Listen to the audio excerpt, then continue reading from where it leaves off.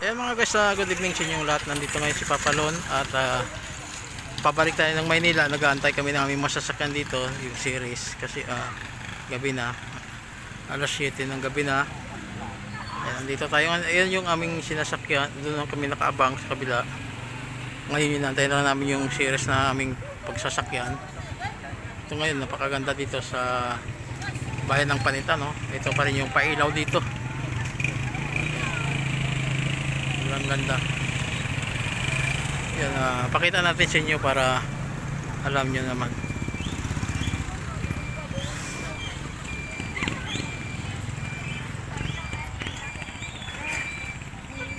Yan ngayon, may mga naglalaro dito, mga bata. Ayan. Napakagandang tanawin dito.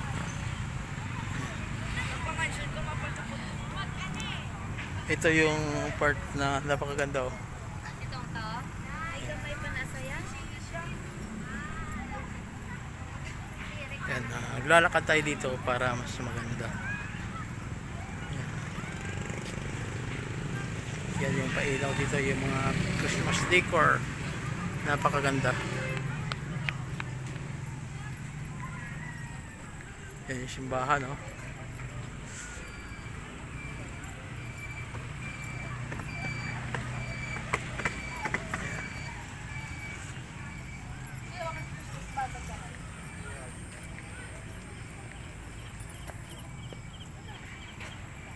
Yan yung Merry Christmas.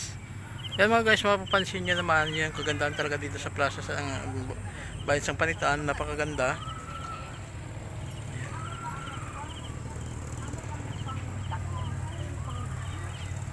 Yan.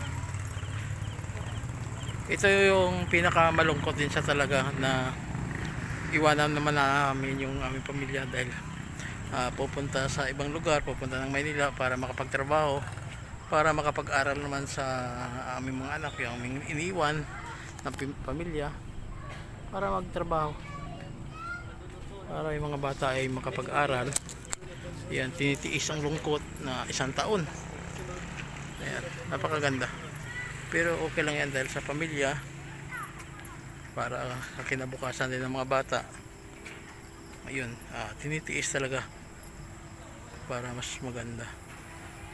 Ayan mga guys, kita nyo mga guys, ang ganda, oh. Ayan.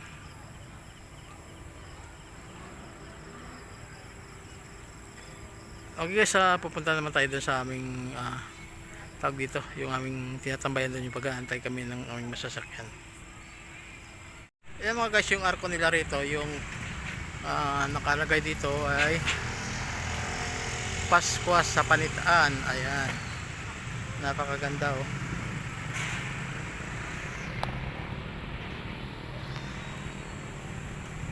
Ayan mga guys, ang ganda maglakad dito kasi ayun lang yung aming mga dala nandun, yun, nandun lang kasi nag-aabang kami ng aming masasakyan na series para pabalik ng Maynila.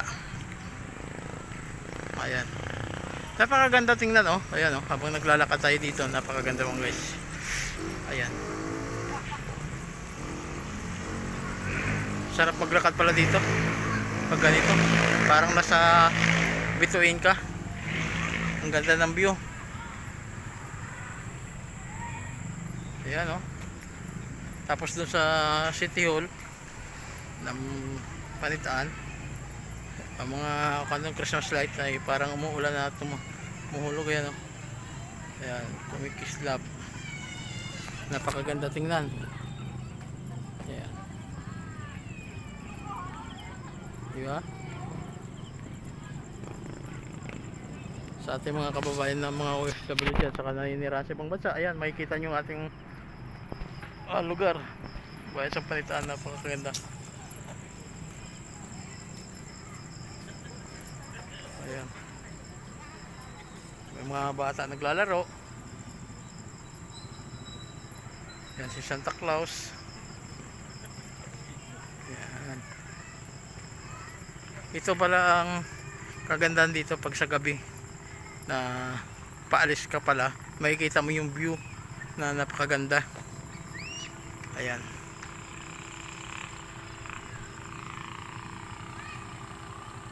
Okay guys, sasamahan nyo ako. Papunta tayo ngayon dun sa ating inaantayan. Tara, samahan nyo ako. Ayan mga guys, naglalakad tayo dito sa ating mga gamit dito sa aming mga dala. Pero ako wala naman akong dala kasi konti lang ang dala ko. Bag lang yung dala ko. Ay, pakita nga muna natin itong tulay dito para maganda. Kasi ito yung mga star din, no? Ayan. Diba? Ganda. Kasi ito napakalaking ilog ito mga guys. Ayan ha. Napakalaking ilog. Ayan yung ilog. Malabo na, oh. Kulay gatas yung tubig kasi malakas ang ulan ng parte Ilaya. Ayan. Ngayon naglalakad tayo dito para pakita natin sa inyo. Ayan. Kasi pabalik na tayo ng Manila. Nag-aabang kami dito guys ng series ng sasakyan. Ayan. Nandito kami lahat. Ayan sa mga namin. Nag-aabang na aming mga masasakyan. Ayan. So yung mga dala namin mga kasama. Ayan. Dito kami nag-aabang naming masasakyan. Andito na muna kami. Ito yung pinakamahirap na pag-alis kasi gabi. Iwan naman namin yung aming pamilya dahil magtatrabaho naman sa ibang lugar para mabuhay at makapag-aral yung aming mga anak. Ayan. Ito yung pinakamasakit na desisyon.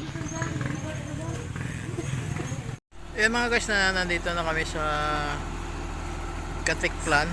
Kakain muna kami dito pa sa Mantala.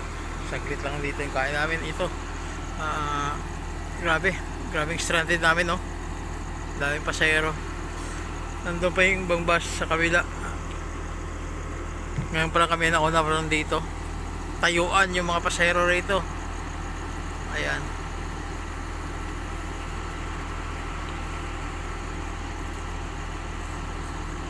Ayan, okay guys, kain muna kami ha. Ayan mga guys, nandito na kami sa Katiklan. Hanggang ngayon, hindi pa rin kami nakalis dito.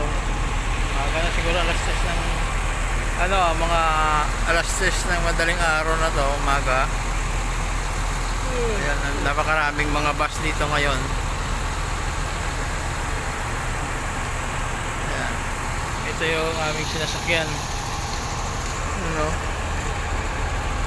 Dito kami sumasakay. At ang dami nakahiliran ng mga bus. Stranded kasi. Ayan, ang daming dumadating ng mga sasakyan. Ayun, may dumadating na naman, oh.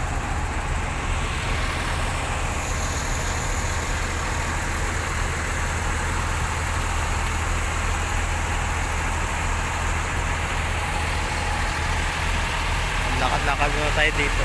Ito, ganito ang buhay talaga, mga buhay probinsyano. Puro stranded na lang nadadaanan namin. Ayan. Dami.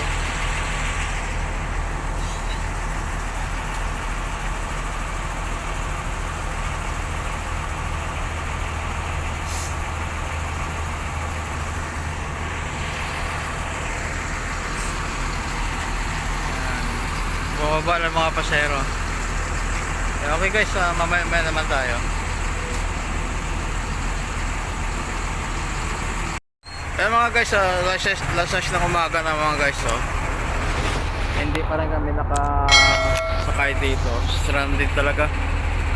Grabe. Ayan yung mga series dito. Ayan yung barko. Iisang barko, tubo. Hindi namin alam kung makakasakay kami dyan.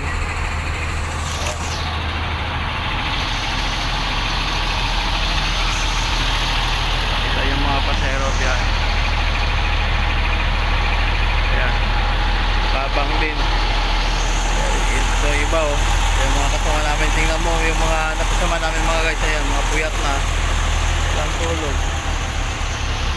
Alas 6 ng umaga, hindi pa kami nakapag. Ayan. Ayan pa yung iba.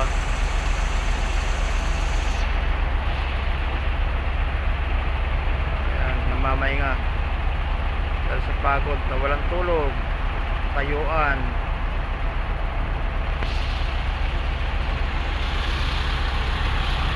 Grabe ang aming naranasan dito ngayon sa aming pagbalik sa Manila.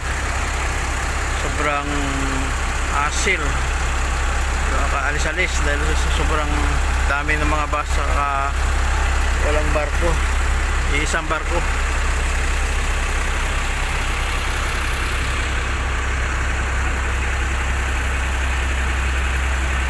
Yan mga guys, mag-ikot-ikot muna tayo dito sa Katiklan.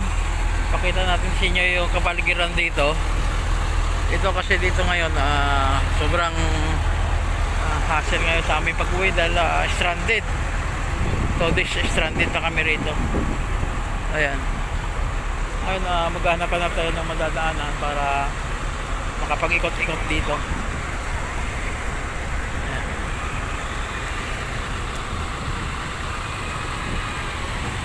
Ayan yung barko, dalawang barko kasi yun nandun, oh.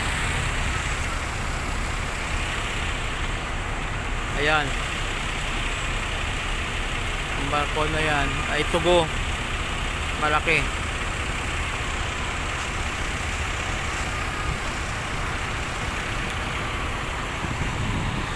Ngayon nandito tayo sa kabila para mapakita natin sa inyo. Ikot-ikot tayo para mapakita natin sa inyo mga guys.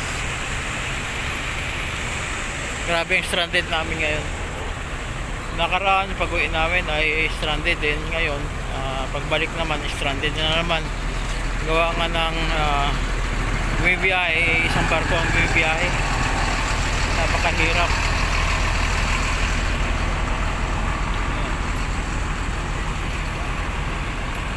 Ano guys, oh. Kapag. Ano ba guys, oh.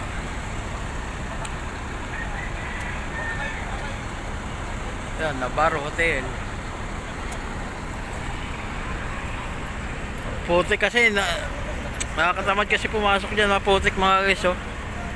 Ayan. Ayan yung Boracay, makikita nyo yung mga Boracay, oh. Maganda.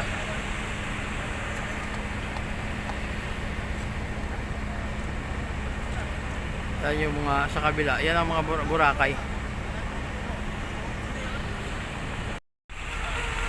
Ayan mga guys, oh. Stranded kami dito. Ayan yung mga sasakyan na, ayan, naglalabasan na. Ayan, paalis na.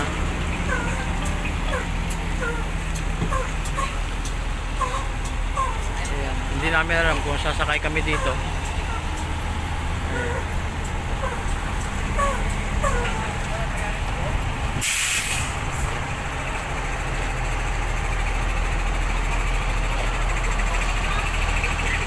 Ayan mga guys, dito muna kami.